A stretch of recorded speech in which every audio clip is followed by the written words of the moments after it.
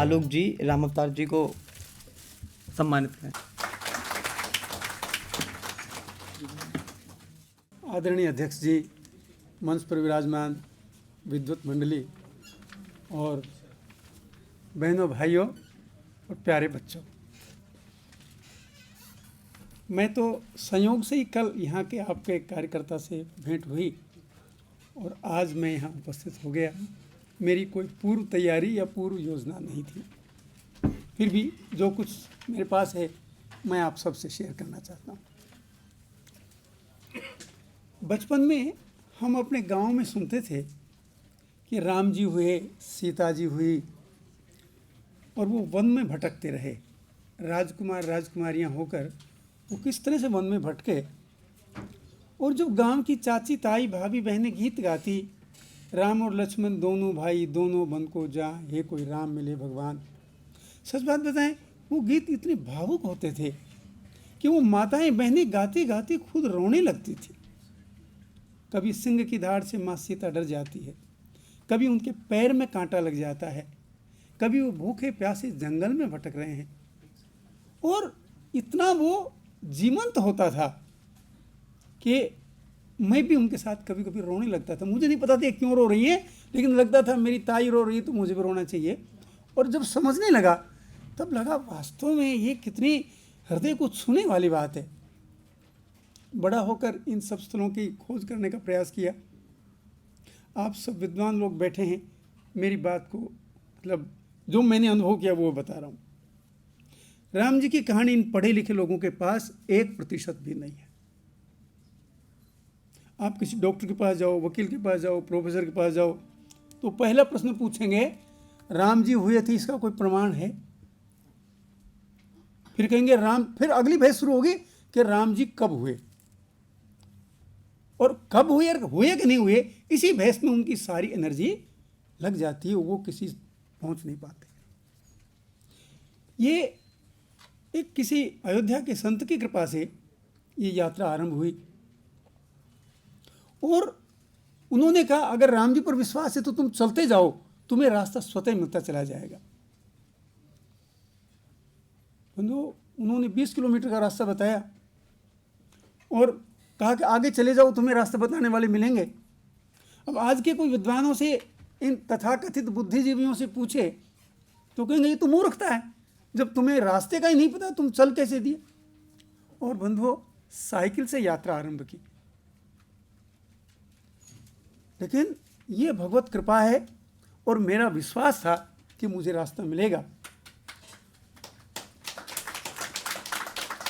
अयोध्या जी से रामेश्वरम तक, अयोध्या जी से जनकपुर तक रास्ता स्वतः ही मिलता चला गया। रामायण का अध्ययन किया, वो घटनाओं के बारे में चिंतन किया, वो घटनाएं कहाँ घटी वो सोचा, फिर एक घटना से दूसरी घटना के बीच क्या क्या स्थल हैं। हम लोग वाल्मीकि रामायण बहुत कम पढ़ते हैं। वाल्मीकि जी ने वास्तव में हमारा सांस्कृतिक इतिहास लिखा है। उन्होंने कौन सल आगे किस दिशा में राम जी गए, कितनी दूरी पर गए, वहाँ पहाड़ थे, पर्वत थे, मैदान था, कौन नदी थी, मित्रों वो आज भी यों के यों मिलते हैं। उदाहरण के लिए जब राम जी वनवास को चले तो पहली नदी उन्होंने तमसा पार की।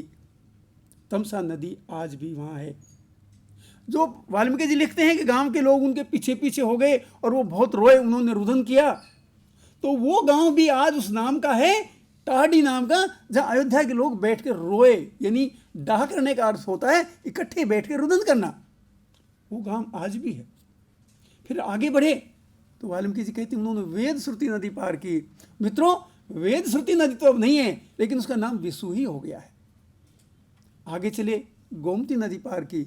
गोमती आज भी है, और गोमती के किनारे रहने वाले साधु संत और आम आदमी कहता है कि सीता माँ ने यहाँ स्नान किया था, इसलिए आज भी यहाँ सीता कुंड है। उसके बाद उन्होंने चंदिका नदी पार की, उसका नाम सही है। फिर भद्रथी पार की, उसको सकरनी नदी कहते हैं। फिर उन्होंने बालूकिनी नदी पार की, उस नदी का नाम आज भी बकुला ही है। और जहाँ केवट ने उनके चरण धोए, श्रृंगवेरपुर, मित्रों आज भी केवटों की बस्ती सिंगरौर के नाम से आप देख सकते हैं। ये इस तरह से पूरा का पूरा मार्ग स्वतः मिलता चला जाता है। कितनी दूरी पर गए कैसे पता चलता है? सुबह चले थे या दोपहर को चले थे तो शाम को पहुँचे, दोपहर को पहुँचे, तो दूरी का अनुमान लगता है। वहाँ पशु पक्षी क्या थे, जंगली पशु क्या थे, पेड़ पौधे क्या थे, क्या वनस्पति थी, सारा का सारा आज भी हूबहू यूं की यूं मिलता है। लेकिन दुर्भाग्य से जंगल कट गए हैं, इसलिए उस तरह की स्थिति कहीं कहीं नहीं मिलती। मित्रों, एक बात और अद्भुत है, आप उड़ीसा के, आंध्र प्रदेश के, छत्तीसगढ़ के जंगलों में जाओ तो वहाँ आपको वनवासी भाई बहन मिलेंगे और वो ऐसा बताएंगे जैसे राम जी अभी कोई 10-20 साल पहले यहाँ से निकल के गए थे। राम जी ने कहाँ किस पत्थर पर बैठे, किस नदी में स्नान किया, किस राक्षस को कहाँ मारा, किस देवता के कहाँ दर्शन हुए, सारी की सारी बातें वाल्मीकि जी ने जो लिखी थी मित्रों, आज भी यूं की यूं आरंभ से अंत तक मिलती हैं। उन्होंने जब जनकपुर की यात्रा की तो जहाँ माँ अहिल्या का उद्धार हुआ उस गांव का नाम आज भी अहरोली है। अहिल्या से बिगड़ के अहरोली हो गया और वहाँ की एकमात्र देवी माँ अहिल्या ही है।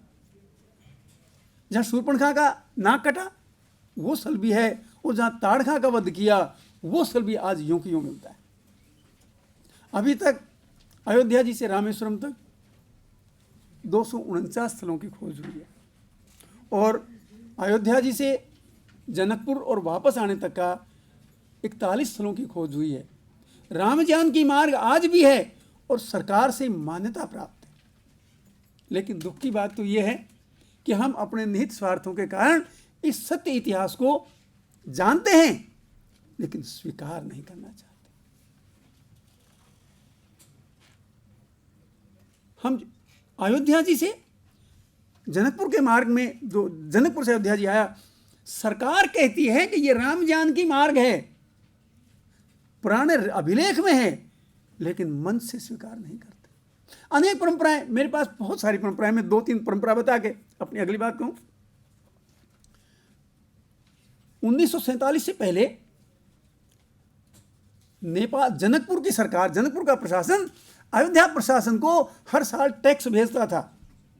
उसका पता लगा ये टैक्स क्या था, तो पता चला कि जब जनक जी ने माँ सीता का और तीनों और बहनों का कन्यादान किया तो मिथिला में परंपरा है कि वो भूमि भी कन्या के साथ दामाद को दान दे दी जाती है। लेकिन राजा दशरथ भूमि को उठा के नहीं ला सकते थे, उसका यूज किया जनक जी ने और हर साल उसका वो किराया भेजते थे और ये परंपरा 1947 तक चली। लेकिन खेद है कि हमारी तथाकथित धर्मनिरपेक्षवादियों ने कहा कि जितना पैसा आता है उससे ज्यादा तो लाने में खर्च हो जाता है, तो ये खर्चा फालतू खत्म कर देते हैं। 2 देशों की रिश्तेदारी खत्म हो गई मित्रों। जनकपुर का जो मंदिर है उसके महंत जी के पास जब मैं गया, लंबी कहानी में संक्षेप में बताता हूं, उन्होंने मुझे रिश्तेदार की तरह रखा, अनजान आदमी को, और कहा कि तुम सीता के बेटे हो। उन्होंने कहा हाँ, सीता हमारी माँ है, राम हमारे पिता हैं। जब मैं चढ़ने लगा तो उन्होंने मुझे एक लिफाफा दिया। मैं समझा बाबा ने बबूत दी होगी। मैंने रड़का के देखा तो उसमें कागज जैसा था। मैं समझा सीता माँ का फोटो होगा, मंदिर का फोटो होगा। फिर मैंने बेईमानी से खोल कर देखा, उसमें 100 रुपये का नोट था। मैंने पूछा बाबा मैं तो ग्रस्त हूँ, सर्विस करता हूँ, मेरी दाल रोटी चल रही है, आप महात्मा होकर मुझे पैसे क्यों देते हैं? बोले सीता को क्या मानते हो? सीता हमारी माँ है। तो बड़े गर्व से बोले सीता मेरी बेटी है और तुम नाना के घर आए हो, क्या खाली हाथ जाओगे? ये है हमारी परंपराएं, ये है हमारा इतिहास, लेकिन हम इन सबको धीरे धीरे भुला रहे हैं।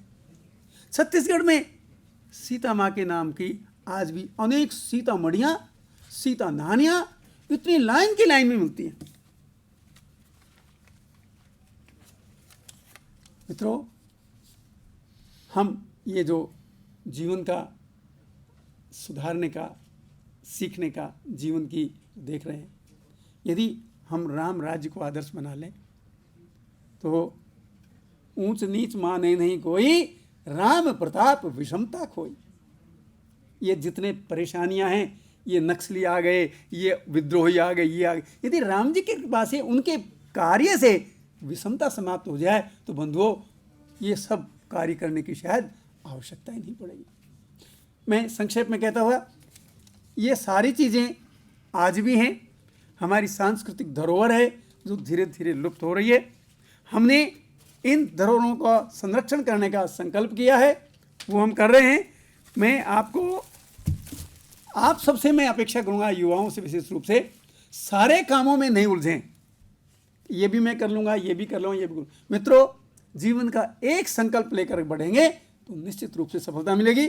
अब मैं एक बात बताना चाहता हूँ, जो कुछ अब तक किया है, हमारी एक वेबसाइट है, ये सब पत्रक आप सबके लिए मैं लाया हूँ। इसी तरह से जो स्थल हैं वो कहाँ हैं, कैसे, भारत के मानचित्र में कहाँ है, ये सब के लिए है। आप लोग इसे पढ़ें। इसके बारे में अगर और अधिक जानकारी चाहिए तो आप मेरे से ले सकते हैं। एक धारावाहिक आ रहा है सिया रामचरण सुखदाई, श्रद्धा चैनल पर 11:15 बजे हर इतवार को, आप उससे लाभ उठा सकते हैं। और जो लोग और अधिक चाहें तो जैसे पुस्तक की चर्चा हुई थी बंधुओं, ये वो पुस्तक है। इसमें स्थल का पता, गांव, नदी, जिला, प्रांत, वहाँ का चित्र, वहाँ क्या घटना घटी, और वाल्मीकि रामायण में, रामचरितमानस में वो संदर्भ कहाँ मिलते हैं, किस कांड में, चौपाई में, दोहे में। और अंत में, मुझे नहीं पता लेकिन लोग कहते हैं कि इस तरह की विश्व की पहली पुस्तक है। इसमें वहाँ जाने के साथ साथ सब स्थलों का लैटिट्यूड लॉन्गिट्यूड भी दिया है। अब कोई माई का लाल सामने आकर कहे कि ये कथा झूठी है और जानकारी चाहिए, इसमें एक डीवीडी है। राम को नहीं मानने वालों ने ही इस डीवीडी को सेंसर सर्टिफिकेट भी दिया है। हमारी अनेक योजनाएं हैं, कभी समय मिला तो मैं विस्तार से आपको बताऊंगा। ये पुस्तक जो देखना चाहें वो देख सकते हैं, और ये पत्रक, और मैं जो तकनीकी शब्द मुझे कम आते, पढ़ा लिखा नहीं हूँ, वो क्या बोलते हैं, वेबसाइट। सत्र के बाद मैं यहाँ आयोजकों को दूंगा, आप सब लोग उनसे लें। और इस बारे में और अधिक जानकारी चाहिए, किसी भी तरह की टेढ़े मेढ़े कैसे भी प्रश्न हो मित्रों, हम सबको फेस करने को तैयार हैं। अब तक किया है, भगवान की कृपा से कभी निरुत्तर नहीं हुए। और क्या कहते हैं हरियाणा में कि लाठी ठोक के कहते हैं, जो तर्क करना चाहे, वितर्क करना चाहे, और तर्क वितर्क नहीं, जो कुतर्क करना चाहे उसकी भी। जय जय श्री कृष्ण।